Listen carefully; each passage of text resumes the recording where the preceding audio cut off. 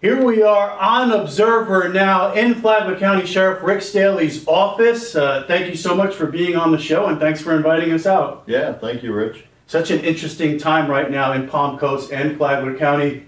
It's budget season, so I guess we can start there. You recently had a presentation to the BOCC. This week you'll be in front of the Palm Coast City Council. Just talk about your budget and your needs this year. Yeah. Well, I think what people need to remember is that when I was elected sheriff and came in 2017, till now, till here it is halfway through 2026, over 45,000 new residents Wow. have arrived. And by far the majority of them are in the city of Palm Coast. City of Palm Coast does not have a police department, so we provide the service to them. Which is a great deal for the city residents because they're getting a full service police department, if you will, for about $13 million a year. If they were to do that themselves, it'd be, and they staffed it properly, not including the capital cost, the building like the one you're in, cars, guns, all that stuff, you're talking $35–40 million today, not including the capital. And so what I discovered when I was elected sheriff is in 2017, I inherited an agency that had 170 deputies.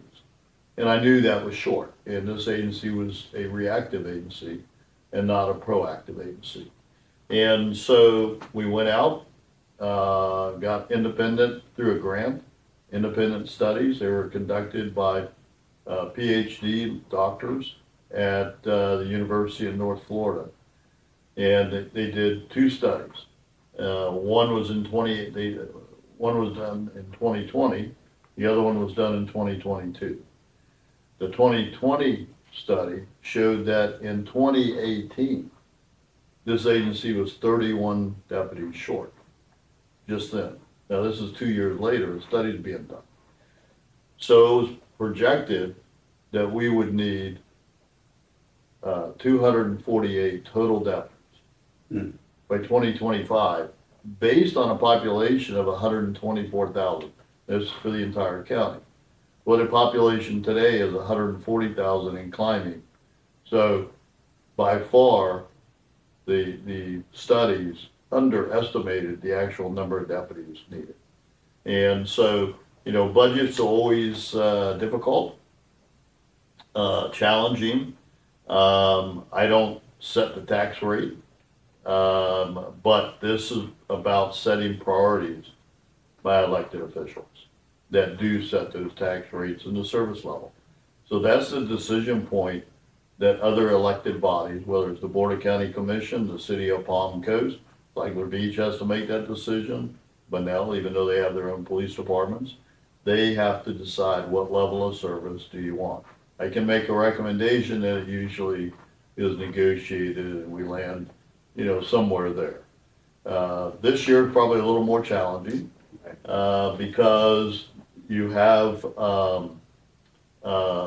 declining Revenue. well, declining appraisal values. Right. Flagler County up until a year ago was the third fastest growing county in the state of Florida. Now we're the sixth. So it has slowed down a little bit on the population. Mm-hmm. But the study was replicated again in 2022, and the plan is to do it again in 2027.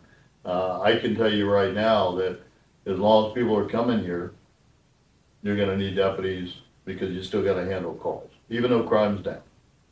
And crime is down. You mentioned that I think we're number 2, the second safest city in the state of Florida behind the villages. There was a recent survey of Palm Coast citizens. They feel really safe right now. So how do you maintain that service? So what are we looking at here? Is it just about new personnel, new deputies? What do we need to maintain that service? No, it's not just deputies. I mean, we have support staff. We use a lot of technology, which creates our deputies, allows our deputies to be more efficient, cost-effective, and proactive. If we become a reactive agency like it was prior to 2017, then you're gonna see crime go up. You're gonna see things that go through, that you see in other cities, that don't properly fund. And that's what this county and agency was. It's not that way now, and I appreciate the support of the county commission and the mayor and city of Palm Coast, because that's the two funding sources, for this agency. How safe do you wanna be? And there's a cost to safety, even though calls are down. I'll give you an example. In 2017, my first year as sheriff, 114,000 calls for service were handled by this agency. In 2025, over 126,000 calls for service. And so even though crime's down, we're the 24/7 operation that people call to. And a lot of things are not counted in crime stats. We're regulated on what we have to report to the Florida Department of Law Enforcement and ultimately the FBI on crime. And they just changed all the definitions and 2 years ago and what we have to report. But here's what's not included in crime numbers. Vehicle crashes where there's no crime, not a homicide. Domestic disturbance calls that don't rise to the level of a crime. Okay, so you're going there for a call, but nobody has attacked each other yet. That's a call. Things like that, barking dogs, parking complaints, traffic complaints, all the things that we deal with, that's not counted in the crime stats. So even though the crime stats is provable that there's a 54% reduction, the other calls keep going up. The gotcha question is always, well, the calls for service are down. Why do we need more deputies if crime is down? Well, the calls for service are not down. The calls for service, in fact, are up. Okay. So Counting those other situations. correct, everything that you don't report Right. as a crime. Okay. Somebody who's gonna handle that. We go to an unusual amount, in my opinion, of Baker Act, which is involuntary mental health evaluation, where a deputy will pick somebody up and take them to a facility because they're having a mental health episode. That's not a crime. Mhm. But if we're not doing it, who is?